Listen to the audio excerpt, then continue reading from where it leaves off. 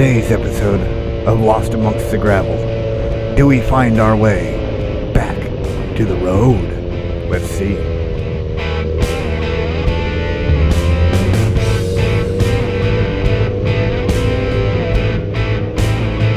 What is that I spy in front of me?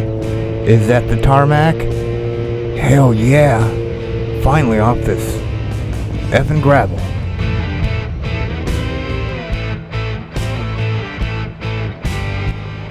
That was white knuckle, people. I mean, really, really sketchy.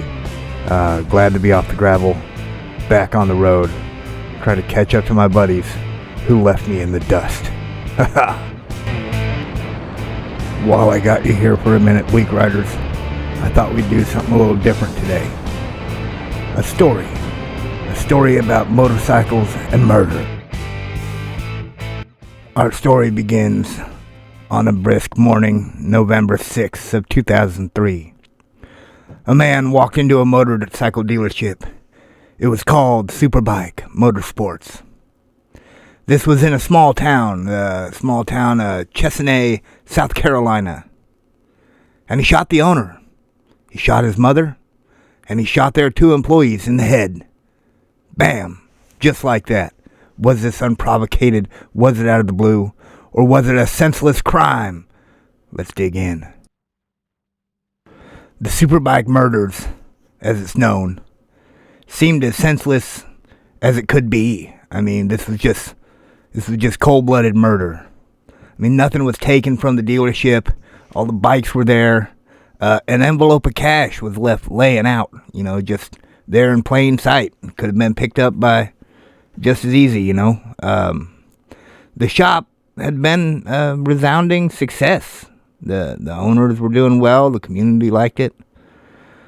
They even won some awards. They had a Suzuki Owners of the Year. They were doing good. I mean, as good as a motorcycle dealership shop can do. The four people aforementioned in this murder were Beverly Guy, the mother of the owner. She was 52. Scott Ponder, the owner, he was 30. His shop mechanic, Chris Sherbert, who was 26. And Scott Ponder's close friend and service manager, Brian Lucas, who was also 30. Police searched for leads and pursued a variety of theories.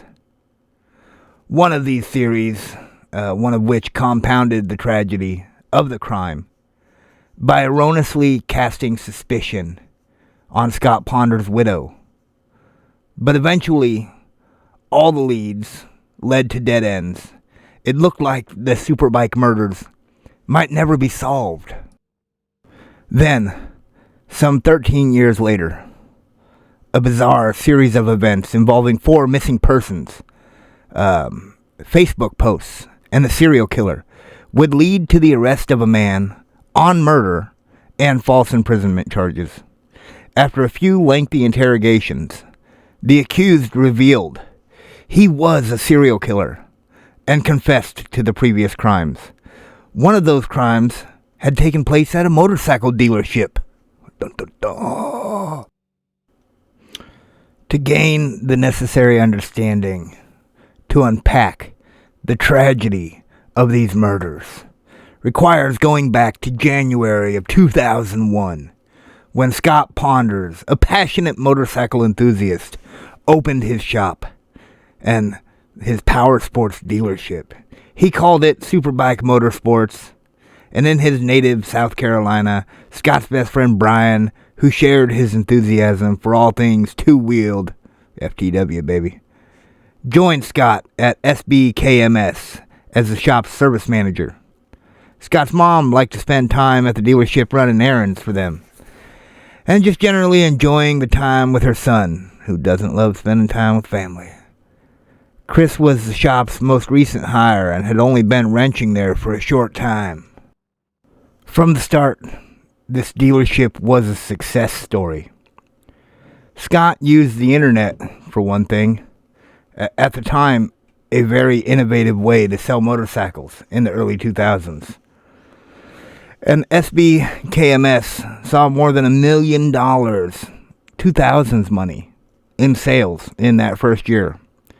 Building on that success, Scott invested further in the business, remodeling and expanding their garage. Scott had a successful business. He was surrounded by loving friends and family, and was happily married to a woman whom he loved.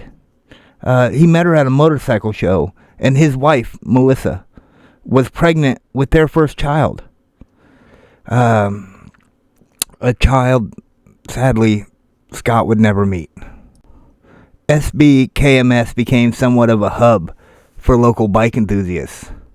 So it was business as usual when a friend of SBKMS, L.a.g, called the shop on a Thursday morning to ask if he could drop by and hang out for a while.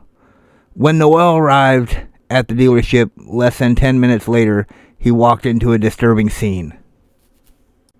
Scott and Brian, who's pictured here above, were lying in a pool of blood in the dealership parking lot near the entrance of the building. Noel initially thought the two were pranking him, telling them to get up and nudging Brian with his foot before realizing the situation was anything but a joke. Entering the dealership to call 911, Noel came upon two more bodies. Beverly, the mom, was on the floor near the bathroom, and Chris was slumped over a bike he appeared to have been working on. Within mere minutes, police were on the scene. Investigators began pursuing leads. A man and woman were seen near the dealership around the time of the murders, and then shortly again after. Both were known drug users with shady reputations. But if two addicts looking for money committed the crime, why did they leave behind the cash and not take anything? The lead fizzled as quickly as it emerged. Detectives looked into the lives of the victims to try and find a reason someone would want to kill them. Brian, Scott, and Beverly didn't seem to have any bad blood between them or anyone else. Small town rumors swirled about Chris having connections to the drug world, but after thoroughly investigating those claims, police found nothing to it. Police always examine a victim's spouse, and Melissa Scott's widow was no exception.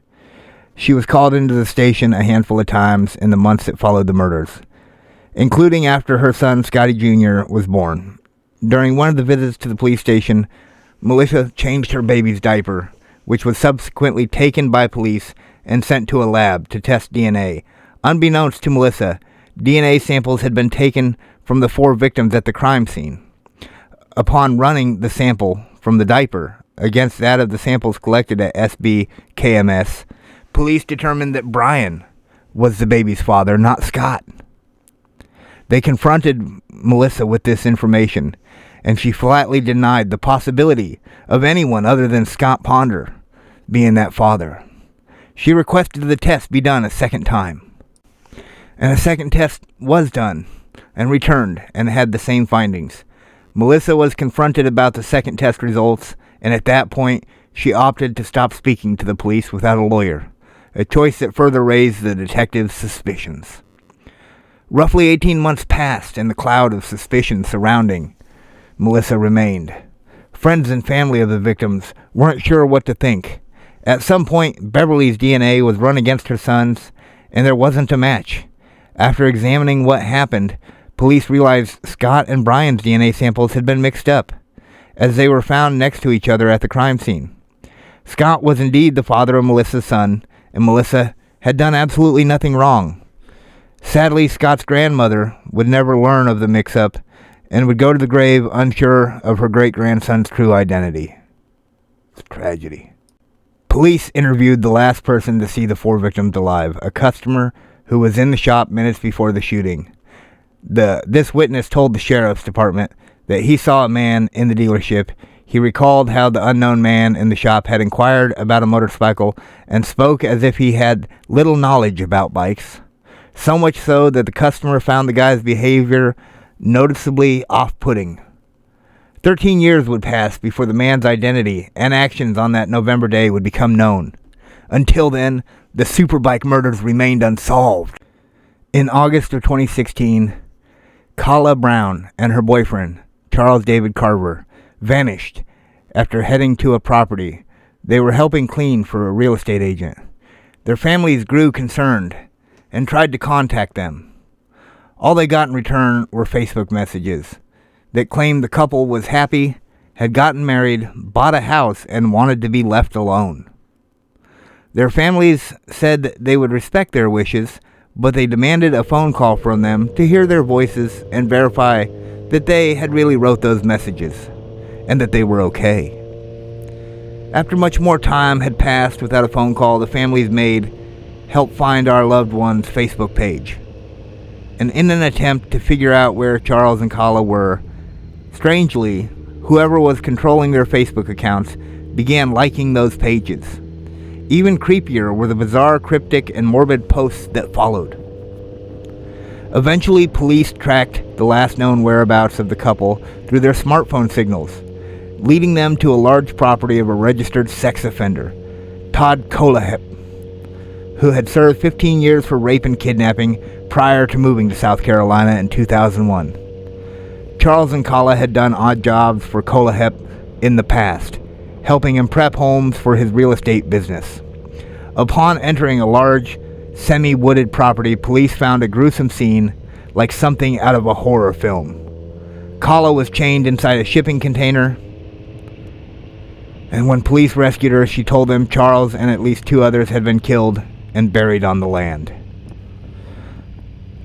Fortunately for investigators, Kala was shaken up but ultimately unharmed.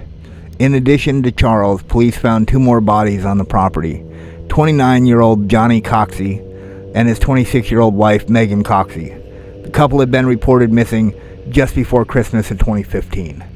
After his arrest, Kolahep was subjected to extensive interrogation.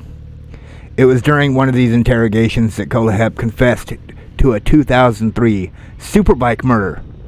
He claimed he attempted to return a bike and was given a hard time. Unfortunately, he said he was mocked, and Kolahep took revenge.